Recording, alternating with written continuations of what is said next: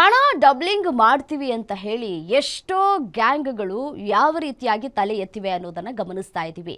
ಯಾಮಾರಬೇಡಿ, ಮೋಸ ಹೋಗಬೇಡಿ ಅಂತ ಹೇಳಿ ನಾವು ಕೂಡ ಸುದ್ದಿಯನ್ನ ಮಾಡ್ತಾನೆ ಇರ್ತೀವಿ. ಬಟ್ ಆದರೆ ಈ ಹಣವನ್ನ ಕಳ್ಕೊಂಡು ಇದೀಗ ಜನ ಎಷ್ಟು ಯಾಮಾರಿಸಿದ್ರೂ ಕೂಡ ಅದಕ್ಕೆ ಯಾಮಾರುವಂತಹ ಪರಿಸ್ಥಿತಿ ನಿರ್ಮಾಣ ಆಗ್ತಾ ಇದೆ ಅಂತ ಹೇಳಿ ನೋಡ್ತಾ ಇದ್ದೀರಿ.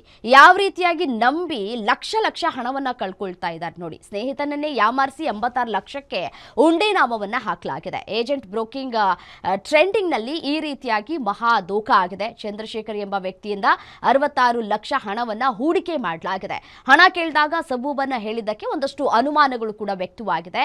ಸಹಜವಾಗಿ ಅನುಮಾನಗಳು ವ್ಯಕ್ತವಾದ ಬೆನ್ನಲ್ಲೇ ಇದೀಗ ಕುಂಬಳಗೋಡು ಪೊಲೀಸ್ನವರು ಅಲ್ಲಿ FIR ದಾಖಲಾದ ನಂತರ ಆತನನ್ನ ಬಂಧಿಸಿದ್ದಾರೆ. ಸ್ನೇಹಿತನನ್ನೇ ಯಾವ ರೀತಿಯಾಗಿ ಯಾಮಾರಿಸ್ತಾರೆ ಅಂತಂದ್ರೆ ಇನ್ನು ಬೇರೆ ಬೇರೆ ವ್ಯಕ್ತಿಗಳನ್ನ ಯಾವ ರೀತಿಯಾಗಿ ಯಾಮಾರಿಸಿರಬಹುದು, ಯಾವ ರೀತಿಯಾಗಿ ಇನ್ನೂ ಎಷ್ಟು ಲಕ್ಷ ಹಣವನ್ನ ಈತ ಪೀಕಿರಬಹುದು ಅಂತ ಹೇಳಿ ನಾವು ಕೂಡ ಗಮನಿಸ್ತಾನೆ ಇದ್ದೀವಿ, ಸುದ್ದಿಯನ್ನ ಬಿತ್ತರ ಮಾಡ್ತಾನೆ ಇದ್ದೀವಿ. ಈ ರೀತಿಯಾಗಿ ಮೋಸ ಹೋಗಬೇಡಿ, ಹಣ ಡಬ್ಲಿಂಗ್ ಮಾಡ್ತೀವಿ ಅನ್ನೋದೇ ಬಹುದೊಡ್ಡ ಮೋಸ.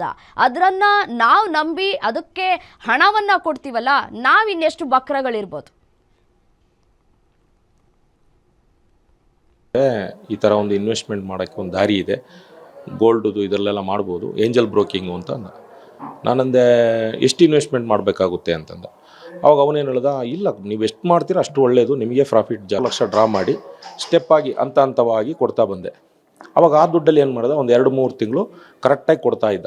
ಏನಿದೆ ಪ್ರಾಫಿಟ್ ಡಬಲ್ ಅಮೌಂಟ್ ಇಲ್ಲ, ಏನು ಪ್ರಾಫಿಟ್ ಬರ್ತದೆ, ಅವನು ಏನು ಬ್ರೋಕಿಂಗಲ್ಲಿ ಅವನಿಗೆ ಪ್ರಾಫಿಟ್ ಬರ್ತಾ ಇದೆ, ಆ ಪ್ರಾಫಿಟಲ್ಲಿ ಅವನು ನಮಗೆ ಅದನ್ನು ಲಾಭಾಂಶನ ಕೊಡ್ತಾ ಇದ್ದ. ಅವನು ನನಗೆ ಒಂದು ಸಣ್ಣ ಲಾಭಾಂಶನೇ ಕೊಡ್ತಾ ಇದ್ದಿದ್ದು.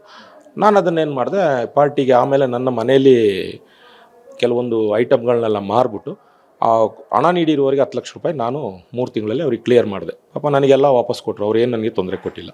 ಇವನೇನು ಮಾಡ್ದೆ, ಚಂದ್ರವರೇ ಈಗ ಒಂದು ಕೆಲಸ ಮಾಡಿದ್ರಲ್ಲ, ಈ ಇನ್ನೊಂದು ಕೆಲಸ ಮಾಡಿ ಹಂಗೆ ಇನ್ವೆಸ್ಟ್ಮೆಂಟ್ ಜಾಸ್ತಿ ಮಾಡಿಸಿ, ಯಾರು ಇದ್ದರೆ ಹಾಕ್ಸಿ ಅಂತ. ಇವನು ಇದನ್ನು ಕರೆಕ್ಟಾಗಿ ಕೊಡ್ತಾ ಇದ್ನಲ್ಲ. ಆಮೇಲೆ ಏನು ಮಾಡಿದೆ, ನನ್ನ ಆತ್ಮೀಯರಿಗೆಲ್ಲ ಹೇಳ್ಕೊಂಡು